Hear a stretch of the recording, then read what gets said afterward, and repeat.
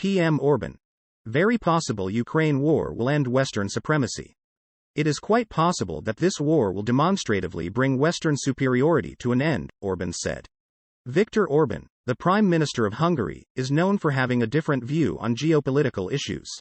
He has predicted that when the war in Ukraine ends, the world will likely be rearranged in a way that will make the West's supremacy and hegemony a thing of the past. In an interview with the German magazine Tichys Einblick earlier this week, the Hungarian Prime Minister, who is known as one of the most far-sighted world leaders, made a prediction about the future that no other European leader has made. He said, "It is quite possible that this war will put an end to Western superiority in a very clear way." Orbán thinks that when the war is over, the European Union will be weaker and have less power than it did before the war started, while other countries and regions that are currently benefiting from the war will be even stronger. The Prime Minister of Hungary went on. First, the West can't win the Ukraine war militarily. Second, the sanctions haven't made Russia less stable.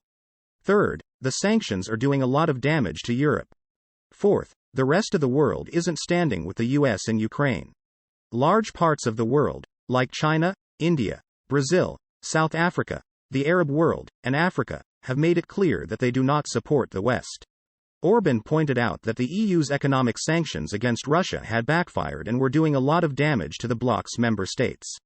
On the other hand, he pointed out who the biggest winners of the war were. Those who have their own sources of energy do better.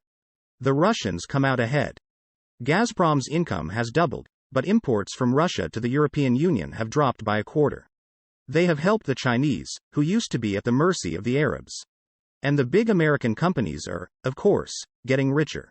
6 months into the war between Russia and Ukraine, 3 of the biggest oil companies in the United States, ExxonMobil, Chevron, and ConocoPhillips, saw their profits double, quadruple, and increase 6-fold, respectively.